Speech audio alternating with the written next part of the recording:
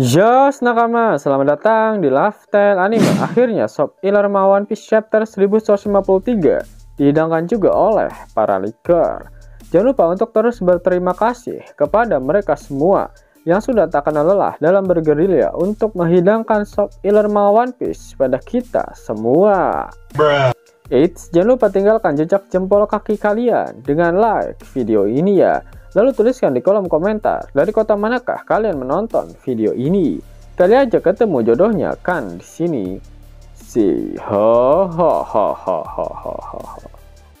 One Piece Chapter 1153 mendapatkan judul The Birth of Loki, atau jika dilokalisasikan akan memiliki arti kelahiran Loki. One Piece masih melanjutkan cover story mengenai perjalanan Yamato berkeliling negeri Wano. Yamato bertemu Kiku di Ringo. Kiku kini menjadi daimyo distrik Ringo. One Piece Chapter 1153 kembali melanjutkan kilas balik dari Raja Harald. Kita diperlihatkan bagaimana Harald bertemu dengan Ida, ibu dari Hajarudin. Harald melihat Ida terkurung di sirkus dan merasa marah. Ia kemudian menghancurkan kota untuk membebaskannya. Namun Harald justru dimarahi oleh Ida. Ida menjelaskan bahwa dirinya telah diselamatkan oleh warga kota itu dan bekerja di sirkus sebagai bentuk balas budi atas kebaikan mereka. Harald merasa bersalah mendengar hal itu dan dia jatuh cinta pada Ida. Dia kemudian membawanya pulang ke Elbaf. Di sana, Harald mulai memodernisasi Elbaf dan membangun aliansi. Bertahun-tahun kemudian, tepatnya 81 tahun yang lalu, Hajarudin lahir. Harald ingin menikahi Ida, tetapi para tetua Elbaf melarangnya. Mereka memilihkan wanita lain bernama Estrid, keturunan murni dari Elbaf yang terobsesi dengan sebuah petanda. Kemudian 63 tahun yang lalu Estrid melahirkan Loki. Namun ia ketakutan melihat mata Loki yang menyerupai cekungan tipis dan membuangnya ke Underworld. Estrid adalah sosok yang percaya dengan adanya pertanda. Dia melihat Loki sebagai sebuah pertanda yang buruk. Itulah alasan mengapa Loki dibuang ke Underworld. Chapter berakhir dengan adegan bayi Loki merangkak keluar dari kegelapan, dikelilingi oleh binatang-binatang yang sudah terkapar. Bayi Loki berusaha memanjat pohon Adam untuk kembali ke istana. Yap, apakah kalian penasaran bagaimana bentuk mata milik Loki? Seperti ini, mata yang menyerupai cekungan tipis, sama seperti mata milik Sauron di cerita Lord of the Rings. Jelas mata Loki ini memiliki kemampuan spesial. Meskipun dalam keadaan diperban, Loki dapat melihat dengan sangat jelas. Bahkan Kenbun Soku hakinya benar-benar sangat kuat.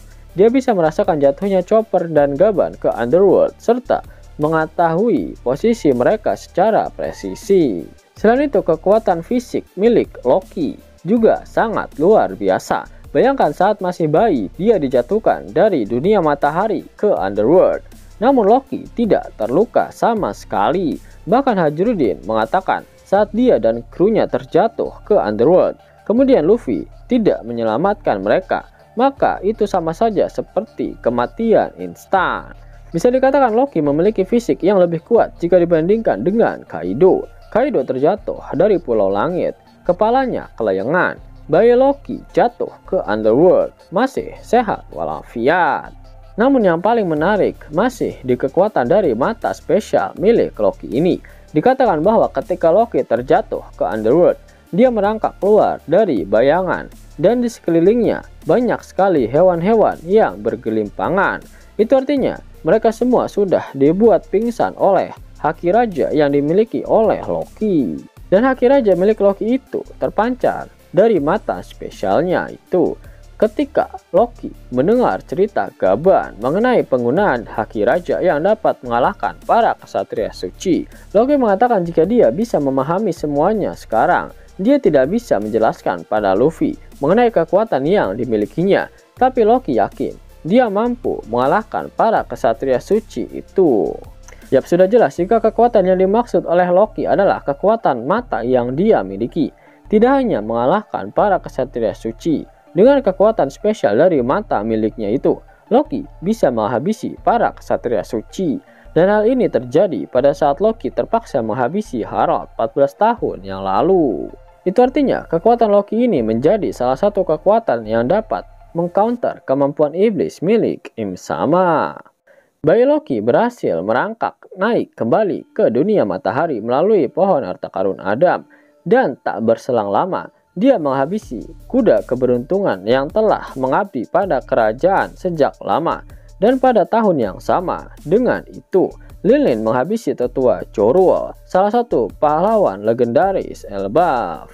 Dan setahun kemudian Astrid, ibunya Loki, meninggal dunia. Beberapa tahun setelah kelahiran Loki, Elbaf dilanda dengan berbagai macam bencana. Tak ada yang mau bermain dengan Loki. Dan pada akhirnya, dia menjadikan Underworld sebagai taman bermainnya. Loki menghabisi beberapa hewan di sana dan juga menundukkan hewan-hewan di sana. Bahkan Loki pernah melepaskan hewan-hewan buas tersebut di dunia matahari dan membuat kepanikan di desa Elbaf.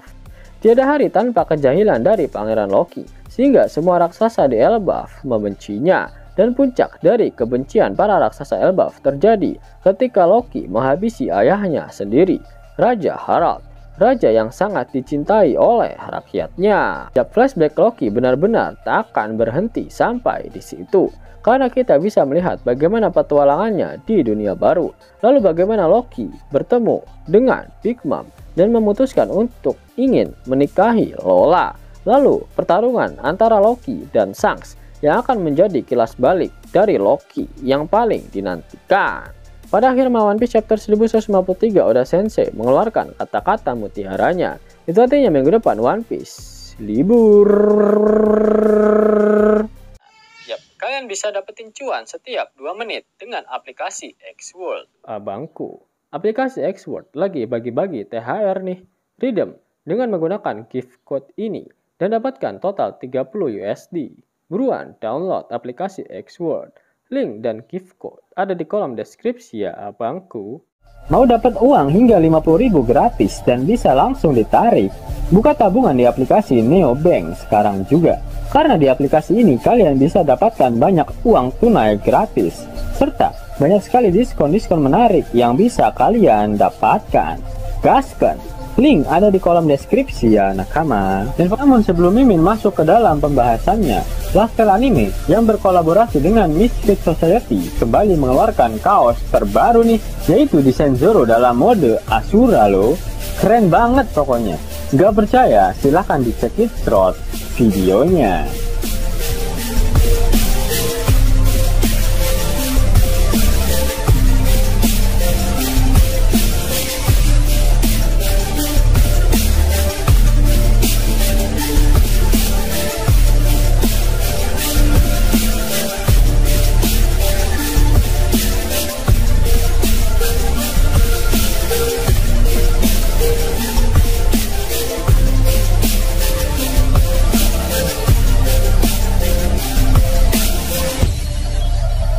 Bagaimana? Keren kan? Bagi kalian nakama Opler, terutama para fan gaynya Babang Marimo, kudu wajib harus punya baju ini.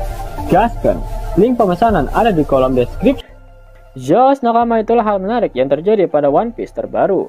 Jika kalian menyukai video ini, jangan lupa klik like, share, dan subscribe channel ini ya, agar nakama semua tak ketinggalan info menarik seputar One Piece. Arigato.